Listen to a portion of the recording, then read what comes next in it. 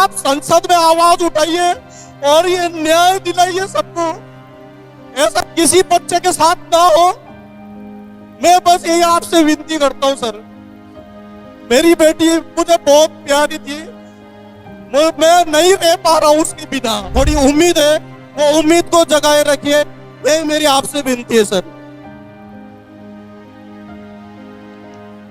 Shri Rahul Gandhi,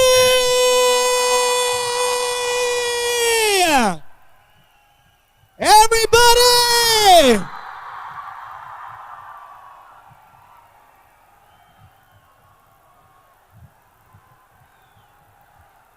and sir आ गए हैं, तो सर को एक बार आवाज सुनाए। ये है छात्रों की, छात्रों की, और आखिरी बार छात्रों की। आप जैसे युवा स्टूडेंट्स 5 साल के लिए अपनी नॉर्मल लाइफ को छोड़कर एग्जाम की तैयारी करते हो। सही है गलत है? सही है। 8 से 10 घंटे नॉन स्टॉप रात दिन आप लोग काम करते हो। बाहर से लगता है कि सिर्फ आप लोग काम करते हो, मगर सच्चाई है कि आपके साथ आपकी फैमिली, आपके भाई, आपके बहन, सारे के सारे आपके साथ खड़े होते हैं और आपकी मदद करते हैं। 99% लोगों के माता पिता मिडिल क्लास और गरीब घरों के होते हैं। सिंपल से मैं आपको 2 आंकड़े देना चाहता हूं। पहला आंकड़ा जो मैंने आपको बोला, 8 से 10 घंटे 5 साल के लिए, और दूसरा आंकड़ा 9 लाख रुपए का खर्चा। यह खर्चा आपके माता पिता, सैलरी क्लास के लोग लोन लेके मेहनत करके आपको देते हैं, और उनके पूरी उम्मीद, फैमिली की उम्मीद आप पर होती है। वो चाहते हैं कि आप सक्सेसफुल हो, और सच्चाई है कि ज्यादा से ज्यादा परिवारों में 1 या 2 बच्चे एग्जाम के रूट पे जा सकते हैं। आपके ऐसे भाई बहन होते हैं जो एग्जाम नहीं कर सकते हैं। क्यों? क्योंकि घर में पैसा नहीं होता है। सैलरी क्लास के लिए 5 साल में 9 लाख रुपए बहुत होता है। अगर 2, 3, 4 बच्चों को इस रास्ते पे चलाना हो, उनके पास सिंपली पैसा नहीं होता है। तो इसमें आपकी मेहनत होती है, आपके माता पिता, आपके भाई बहनों का त्याग होता है। इस बात से आप सहमत हैं? अब सवाल उठता है कि हिंदुस्तान में करोड़ों युवाओं को इस रास्ते पे क्यों चलना पड़ता है? और उसका जवाब बहुत सिंपल है। जवाब है कि हिंदुस्तान में जैसे बाकी देशों में रोजगार के अलग अलग दरवाजे होते हैं। एक दरवाजा होता है मैन्युफैक्चरिंग का, दूसरा दरवाजा होता है एंटरप्रेन्योरशिप का, तीसरा दरवाजा होता है कॉर्पोरेट जॉब का, चौथा दरवाजा होता है पब्लिक सेक्टर का, और नॉर्मली 5 में से 1 दरवाजा होता है सरकारी नौकरी का। मगर दुख की बात है कि हिंदुस्तान में 5 में से 4 दरवाजे आपके लिए बंद हैं। क्यों बंद है? क्योंकि हिंदुस्तान में मैन्युफैक्चरिंग सेक्टर बंद पड़ा हुआ है और चाइना का माल पूरे देश में बिकता है। ये जो आपके हाथ में फोन है, जो आप शर्ट्स पहने हो, ये सब चाइना से आता है। यहां की फैक्ट्रियां बंद है। दूसरा दरवाजा एंटरप्रेन्योरशिप का, ये क्यों बंद है? क्योंकि हिंदुस्तान में बैंक का जो पैसा है वो 3, 4, 5 बिजनेस ने कैप्चर कर रखा है। नाम आप जानते हो, नाम दोहराने की जगह नहीं है, मगर अगर आप में से कोई एंटरप्रेन्योर बनना चाहता है, आप में से कोई बैंक लोन चाहता है, आपको बैंक लोन नहीं मिलेगा, इसलिए वो दरवाजा आपके लिए बंद। तीसरा दरवाजा, कॉर्पोरेट जॉब जो हुआ करता था, आईटी का जो जॉब था, उस पर एआई ने बहुत जबरदस्त चोट लगाई। और चौथा दरवाजा पब्लिक सेक्टर का, वो प्राइवेटाइजेशन के कारण बंद हो गया है। तो करोड़ों युवाओं के लिए ये रास्ता, एक रास्ता सरकारी जॉब वाला, सरकारी नौकरी वाला खुला है, और इसीलिए करोड़ों परिवार अपना पैसा निकालकर, बैंक लोन लेकर, अपना पूरा भरोसा आप पे डालते हैं कि आप इस रास्ते पे अच्छी तरह चल पाओ और सफलता प्राप्त करो। अब मैं आप में से 2-3 लोगों से बात करना चाहता हूं। वेलकम, कैसे हैं आप? बढ़िया सर। हाउ यू कैसे हैं? आगे आ जाइए, यहां आ जाइए, थोड़ा इंट्रोड्यूस करिए अपने आप को। लगाओ, ट्राई करो। Good evening everyone. Good evening everyone. मेरा नाम कल्पना जोशी है और मैं उत्तराखंड के सरकारी परीक्षाओं की तैयारी करती हूँ। Hello everyone, good evening. My name is Aarti Bhandari. मैं भी आप लोगों की तरह उत्तराखंड की गवर्नमेंट तैयारी कर रही हूँ। Hello everyone, my name is Tanish Kandpal. I am a NEET aspirant. Hello, उसको भैया थोड़ा पास पकड़िए। नमस्कार सभी को। मैं हसमुख यादव गया जी बिहार से आया हूँ और सर से कुछ बात करना है इसी पर। तो अभी ये हमारे जो 4 मित्र हैं, ये सब इस रास्ते पे चले हैं, तो मैं थोड़ा सा आपका एक्सपीरियंस क्या था, कैसे था, थोड़ा सा आपसे सुनना चाहता हूं। सर मैं थोड़ा जोर से, क्योंकि वो सुनाई नहीं दे रहा वहां पे। सर मैं बीपीएससी स्टूडेंट हूँ। तैयारी 3 दिया था, उसमें क्वेश्चन लीक हो गया। उसके बाद 3 महीने 1 साल बाद बीपीएससी एईडी जब एग्जाम दिया, उसका भी क्वेश्चन लीक हो गया।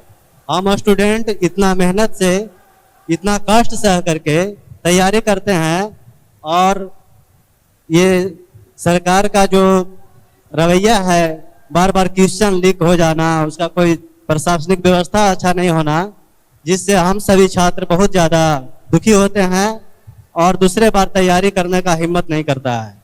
ये डर लगता है कि फिर कहीं क्वेश्चन लीक हो जाए और उसका शिकार पूरे बिहार के और पूरे भारत के लड़का भुगत रहे हैं क्वेश्चन लीक की वजह से। तो आपको क्या लगता है पेपर लीक के बारे में? सर मैंने जब तैयारी शुरू की थी 2020 में तैयारी शुरू की थी। 2022 में मैंने एग्जाम दिया था पहला अपना। तो जब मैंने एग्जाम दिया था तो एग्जाम सेंटर के बाहर आते ही हमको पता चला कि पेपर लीक हो गया है। तो उसके बाद जितने भी उस टाइम 2022-23 में जितने भी एग्जाम हुए, उसमें से 13 पेपर रद्द हुए थे। सर हम ये बोलना चाहते हैं कि हम बच्चे मेहनत तो करते ही हैं, और अगर किसी क्वेश्चन लीक के बारे में वर्तमान सरकार के पास जाते भी हैं तो लाठियां भी खाते हैं। हम बच्चों का मन को सुनने के लिए आज तक कोई ऐसा कुछ नहीं किया है। आप पहली बार हैं कि बच्चे के मन के बारे में सुनना चाहे, ये हमारे लिए गर्व की बात है।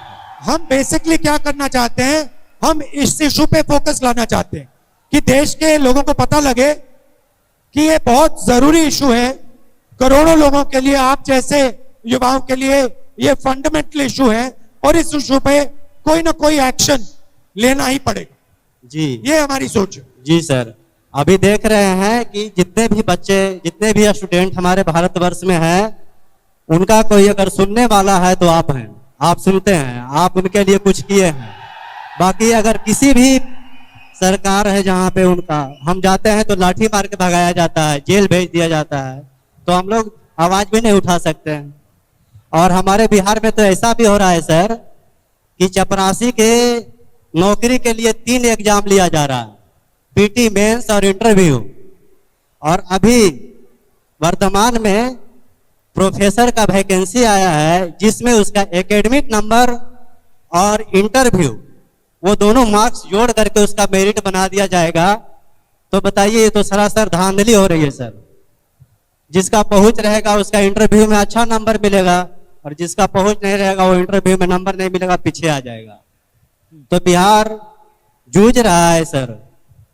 हम लोग बूढ़ा हो गए हैं तैयारी करते करते, बार बार जब एग्जाम देते हैं क्वेश्चन लीक, फ्रस्ट्रेट होते हैं, दूसरी बार तैयारी नहीं हो पाती है। आर्थिक प्रेशर, मानसिक प्रेशर, बहुत सारा प्रेशर झेलना पड़ता है सर बच्चों को। और पूरा फाइनेंस आप लोग देते हो, पैसा आपका, जी सर। टाइम आपका, नुकसान आपका, सब कुछ आपका। जी सर। मगर एक चीज मुझे देखने को मिली है, आज तक एक व्यक्ति का कन्विक्शन नहीं हुआ है। एक व्यक्ति को पेपर लीक के लिए सजा नहीं मिली है हिंदुस्तान में आज तक। जी सर।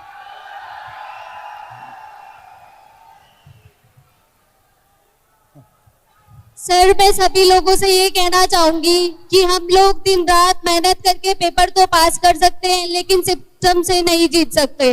पेपर तो पास कर लेंगे लेकिन सिस्टम के आगे हार जाएंगे। तो ऐसी मेहनत करके कोई फायदा नहीं अगर बार बार पेपर लीक्स होंगे तो। ठीक है। अच्छा,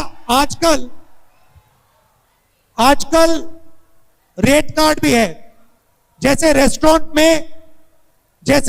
में आप जाते हैं, मेन्यू कार्ड होता है, तो आजकल एग्जाम्स का भी मेन्यू कार्ड है। देखिए, नीट एग्जाम 40 लाख रुपए में आप नीट एग्जाम का पेपर खरीद सकते हो।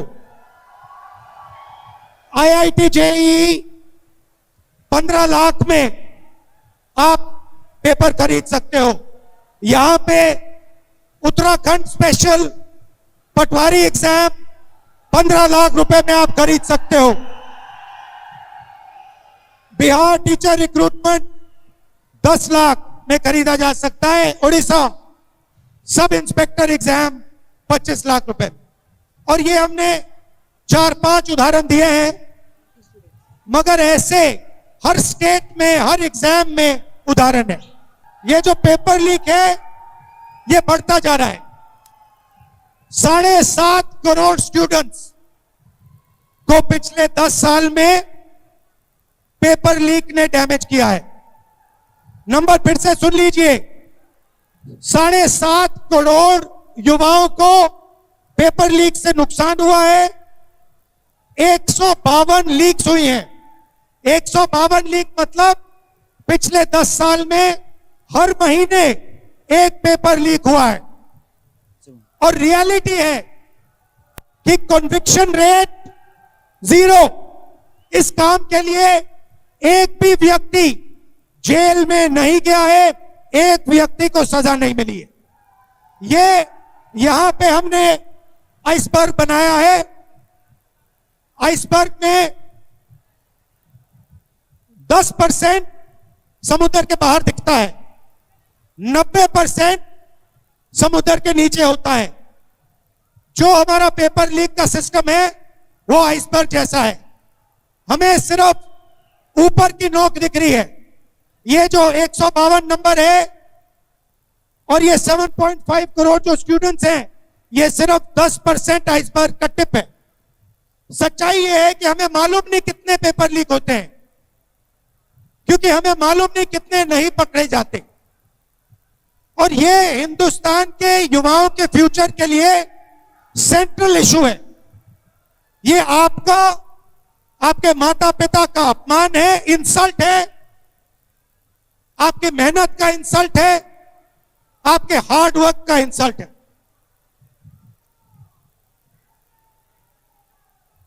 And now, sir, before we move on, How are you?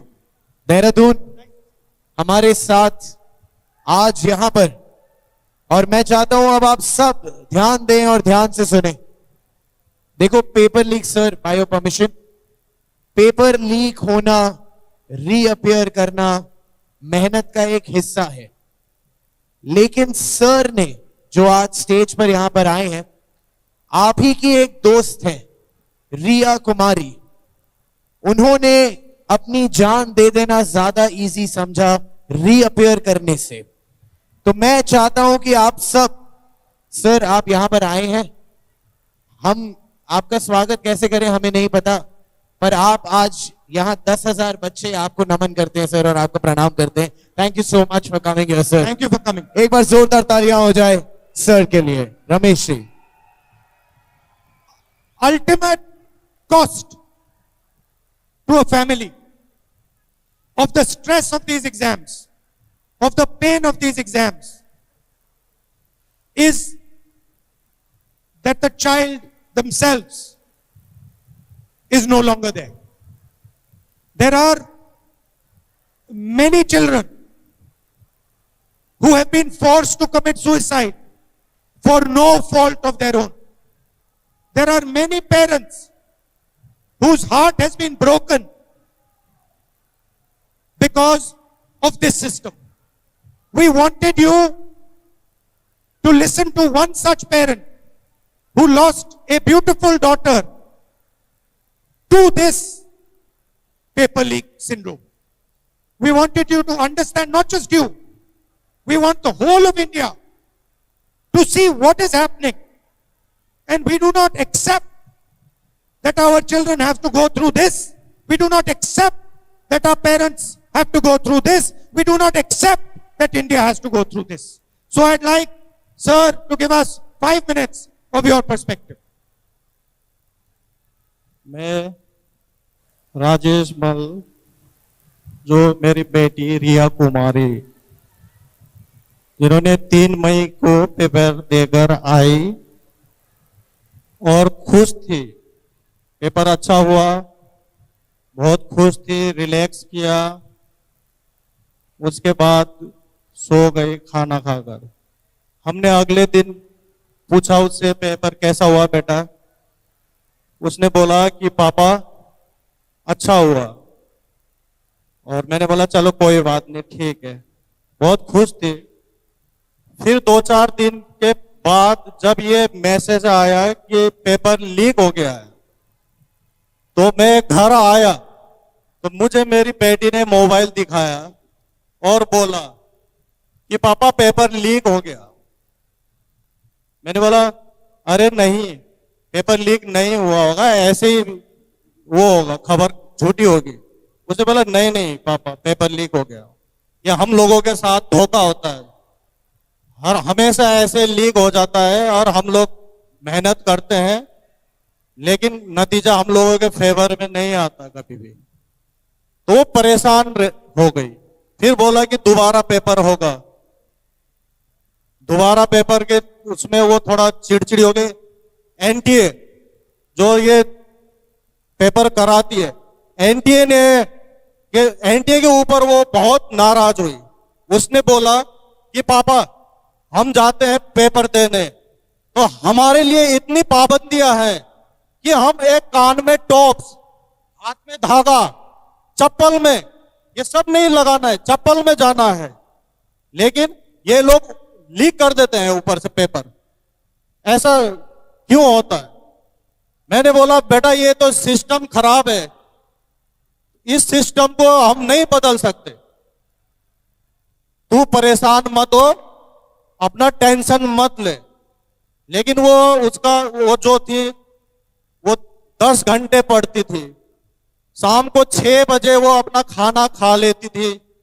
खाना खाकर वो ज्यादा कुछ ना खा के खाली फ्रूट्स जूस पीती थी। बोलती थी पापा नींद आता है इसलिए मैं नहीं खाती। 2 बजे 3 बजे तक वो रात को पढ़ती थी, पढ़ती रहती थी।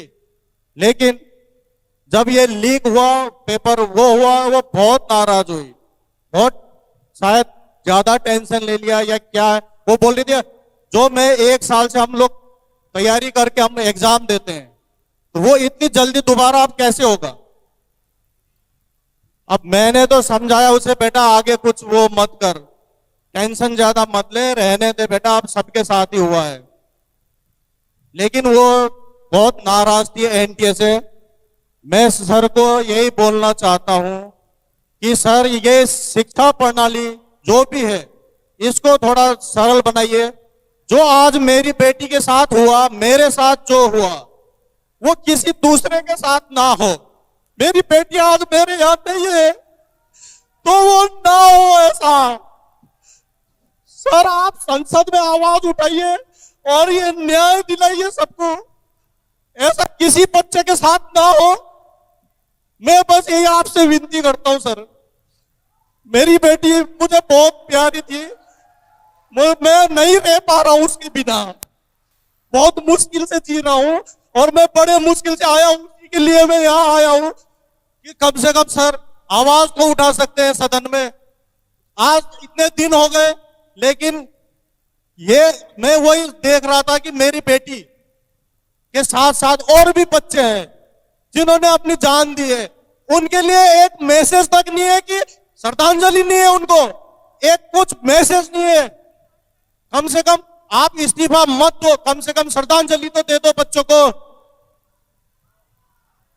मैं बस सर ज्यादा तो कुछ कह नहीं पाऊंगा, मैं आपसे थोड़ी उम्मीद है, वो उम्मीद को जगाए रखिए, यही मेरी आपसे विनती है सर।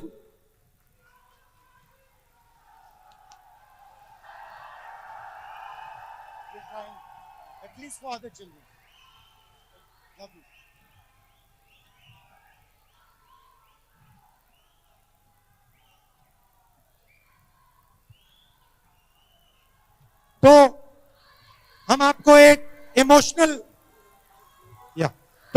एक इमोशनल एग्जाम्पल देना चाहते थे। मैं दिल से धन्यवाद करता हूं, क्योंकि ये आसान काम नहीं था यहां आकर अपना दुख रखना, अपने बेटे के बारे में बोलना। मगर जो इनके साथ हुआ है, और उन्होंने बड़ी इंटरेस्टिंग बात बोली कि बेटी की डेथ के बाद कोई मैसेज नहीं, कोई चिट्ठी नहीं, कोई अपॉलॉजी नहीं। क्यों? क्योंकि अब ये पूरा का पूरा सिस्टम के अंदर घुस गया है, स्ट्रक्चर के अंदर घुस गया है, और पूरा का पूरा सिस्टम जो है वो पेपर लीक में इन्वॉल्व, ऊपर से लेकर नीचे तक।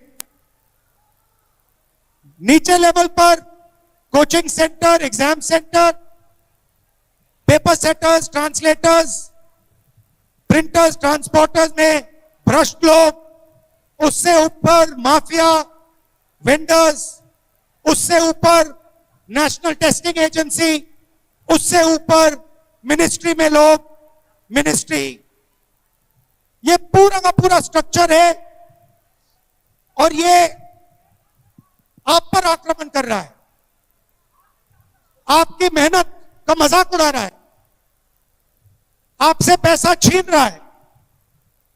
9 लाख रुपए हर फैमिली के जेब से छीन रहा है, और फिर दूसरा रास्ता बनाकर पेपर लीक करके आप सबको ठग रहा है। दूसरी तरफ मीडिया शादी की बात करेगी, चीता की बात करेगी, मगर पेपर लीक की बात कभी नहीं करेगी। तो सर, क्योंकि ये बात हो रही है और आप भी यहां हैं, तो हमने सोचा इनके एक और चहीते टीचर को बुला लिया जाए। आप इन्हें YouTube पे बहुत प्यार देते हैं और ये मैथमेटिक्स के गुरु हैं आपके, तो हमने सोचा कि तो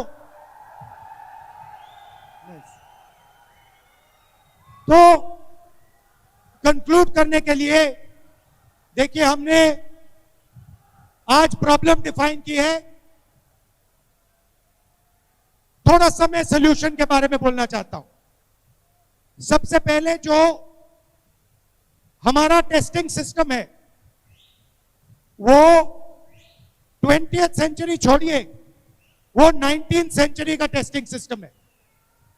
हमें सबसे पहले 21st सेंचुरी का टेस्टिंग सिस्टम चाहिए। इसका मतलब क्या है? आज का जो सिस्टम है वो examiner centric, government centric, testing centric system है, हम स्टूडेंट सेंट्रिक सिस्टम चाहते हैं। जो टेस्टिंग सिस्टम बने, आपके लिए बने, फ्लेक्सिबल सिस्टम हो, आपके लिए बने, आपके इंटरेस्ट का सिस्टम हो, सिक्योर क्वेश्चन बैंक हो और रैंडमाइज्ड क्वेश्चन पेपर हो। आजकल टेक्नोलॉजी के माध्यम से हम क्वेश्चन पेपर को रैंडमाइज कर सकते हैं। एक ही हॉल में अलग अलग स्टूडेंट्स को रैंडमाइज पेपर दिया जा सकता है। जीमैट में, एसएटी में यह सिस्टम लागू किया जाता है और यह टेस्टेड सिस्टम है। दूसरी बात, हिंदुस्तान में सारे के सारे एग्जाम एक दिन होते हैं। अगर हम टेक्नोलॉजी का प्रयोग करें, रैंडमाइज करें, तो हम एग्जाम को एक दिन नहीं मगर अनेक दिन पे दे सकते हैं। तो सिस्टम में फ्लेक्सिबिलिटी होनी चाहिए। रैंडमाइजेशन और टेक्नोलॉजी के माध्यम से हम पेपर लीक को एलिमिनेट कर सकते हैं। दूसरी बात, जो हमारे एजुकेशन इंस्टीट्यूशंस हैं, ये इंडिपेंडेंट होने चाहिए। शिक्षा में, शिक्षा की इंस्टीट्यूशंस पर किसी भी पॉलिटिकल पार्टी का या संगठन का कब्जा नहीं होना चाहिए। वाइस चांसलर्स एक संगठन के नहीं होने चाहिए।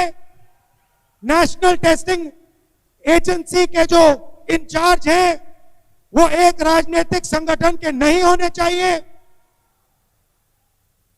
दूसरी बात, एग्जाम देना सरकार का काम है। ये प्राइवेट कंपनी का काम नहीं हो सकता है। प्राइवेट कंपनी के पास प्रॉफिट मोटिव होता है, वो सब चीज से पैसा बनाना चाहते हैं और एग्जामिनेशन का देने का काम उनका नहीं होना चाहिए, सरकार का होना चाहिए। और अगर कोई पेपर लीक करे तो एकदम कन्विक्शन होना चाहिए, पनिशमेंट होनी चाहिए। फाइनली, पेपर लीक होता है तो स्टूडेंट्स की प्रोटेक्शन होनी चाहिए। अभी आपने उदाहरण सुना कि इनकी बेटी ने सुसाइड किया और एक चिट्ठी तक नहीं गई, एक अपॉलॉजी तक नहीं गई कि देखिए हमारी गलती से आपको इतना दुख हुआ, इतना दर्द हुआ।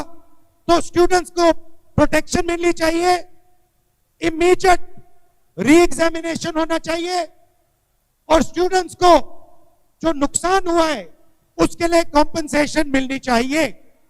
तो ये हमारे सजेशंस हैं। ये काम किया जा सकता है, ये कोई बड़ा काम नहीं है।